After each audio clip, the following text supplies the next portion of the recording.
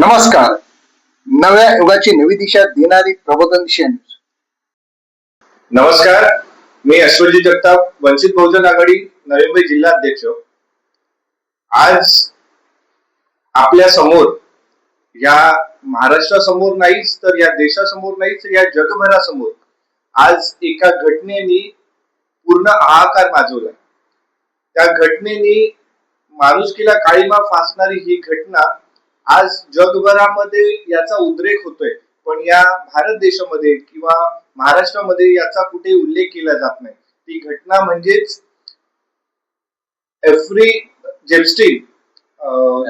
Jeffrey Epstein नावाचा एक माणूस, अमेरिकेच्या राष्ट्राध्यक्ष डोनाल्ड ट्रम्पचा हा सगळ्यात जवळचा मित्र, ह्या गृहस्थाने एक बेट विकत घेतलं.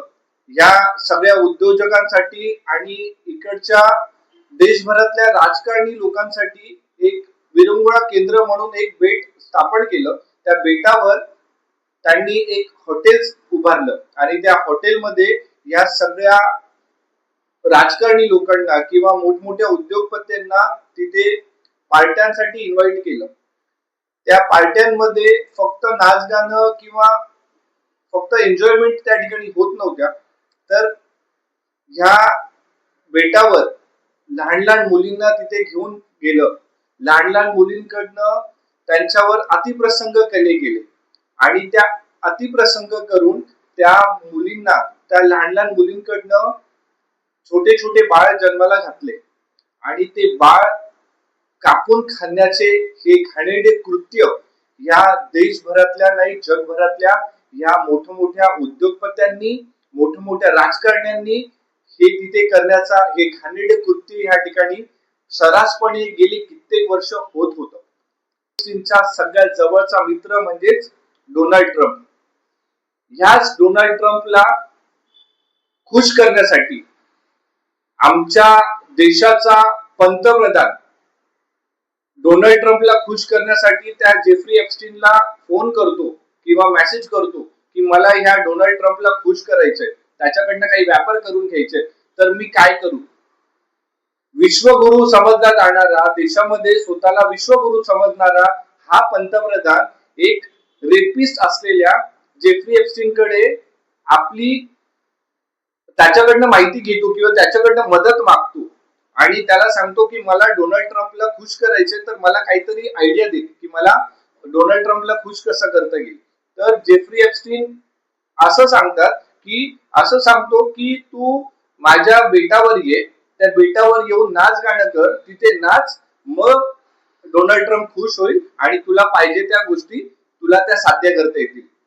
हाच विश्वगुरु म्हणणारा, हा देशाचा पूर्ण जगभरात स्वतःची वाहवा करून घेणारा हाच नरेंद्र मोदी, देशाचा पंतप्रधान. याला आम्ही देशाचं पंतप्रधान म्हणून घ्यायला आम्हाला स्वतःला लाज वाटते की हा एवढा घाणेरडा माणूस त्या बेटावर जाऊन नाच गाणी करतो, अजून काही काही कृत्य करतो आणि त्या डोनाल्ड ट्रम्पला खुश करून हा भारताचा व्यापार त्या अमेरिकेबरोबर करण्याचा प्रकार करतो. मध्यंतरी आपल्या सर्वांना माहिती असेल की डोनाल्ड ट्रम्पने एक वाक्य काढलं की नरेंद्र मोदी हा खूप चांगला माणूस आहे, पण याच्या नाड्या माझ्या हातात आहे, याचं राजकारण मी पलटी करू शकतो, अशा प्रकारचं भाष्य डोनाल्ड ट्रम्पनी मागच्या काही दिवसांपूर्वी केलं गेलं. डोनाल्ड ट्रम्प आणि अमेरिके सरकारकडे या संबंधित सगळे पुरावे आज देखील या अमेरिके सरकारकडे आहेत. हे पुरावे मोदीच्या विरोधातले किंवा भारतातले काही बलाढ्य लोक या सगळ्या या एप्स्टीन फाईल मध्ये अडकले असल्यामुळे आणि यांचे सगळे पुरावे अमेरिकेकडे आणि डोनाल्ड ट्रम्पकडे आहेत आणि ते उघड होऊ नये म्हणून या महाशयाने म्हणजेच या नरेंद्र मोदीने अक्षरशः देश विकायला काढलाय. रशियाकडनं आपण जे काय तेल विकत घेत होतो, जो का व्यापार आपण रशिया बरोबर करत होतो, तो व्यापार पूर्णपणे संपवायचं काम डोनाल्ड ट्रम्पने केलं.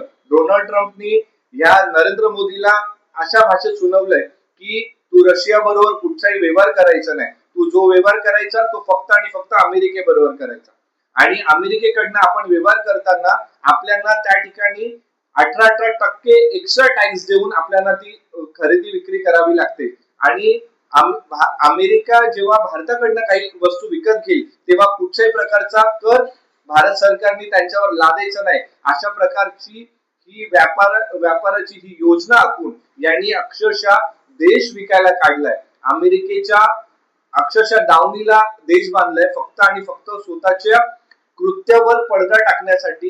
या घाणेरड्या माणसांनी हा जो देश विकायला काढलाय, ह्याच घटनेचा निषेध म्हणून या नरेंद्र मोदीने स्वतःला मुद्रा मोदी समजणारा हा नरेंद्र मोदी आज हा मुद्रा मोदी होऊन बसलाय.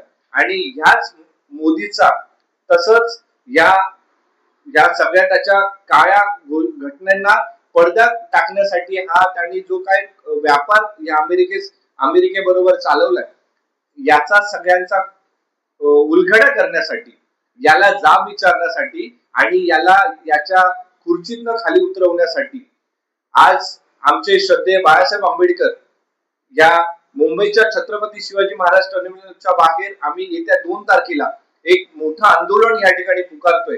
आणि या आंदोलनाचं नेतृत्व श्रद्धेय बाळासाहेब आंबेडकर या ठिकाणी करतायत. मी आपल्या माध्यमातून, आपल्या पत्रकाराच्या माध्यमातून ह्या नवी मुंबईलाच नाही, ह्या महाराष्ट्राला मी आव्हान करतो की जर तुम्हाला खरंच ह्या देशाला कुठेतरी चांगल्या ठिकाणी न्यायचं असेल, ह्या देशाचं खरंच तुम्हाला काहीतरी देणं लागतं आणि देशासाठी काहीतरी करण्याची तुम्हाला जर खरंच इच्छा असेल, सत्तेसाठी ज्याप्रमाणे तुम्ही एकत्र येता, सत्तेसाठी खुर्चीसाठी ज्याप्रमाणे तुम्ही एकत्र येता, या घटनेचा निषेध करण्यासाठी आणि ह्या घटनेतून देश वाचवण्यासाठी सर्व समविचारी पक्षांना, समविचारी संघटनांना आम्ही आव्हान करतो की येत्या 2 तारखेला जे आंदोलन बाळासाहेबांच्या नेतृत्वाखाली या मुंबईमध्ये होतंय, या आंदोलनामध्ये आपण मोठ्या संख्येने सहभागी व्हावं आणि हा जो देश विकायला काढलेला ह्या नरेंद्र मोदीने, याच्यातून देशाची सुटका करावी. आणि खरंच आपण हा जो देश सार्वभौमत्व आपण म्हणतो तो खऱ्या अर्थाने करण्यासाठी आपण मोठ्या संख्येने या ठिकाणी उपस्थित राहावं अशी सगळ्यांना कळकळीची विनंती करतो आणि इथेच थांबतो. नमस्कार.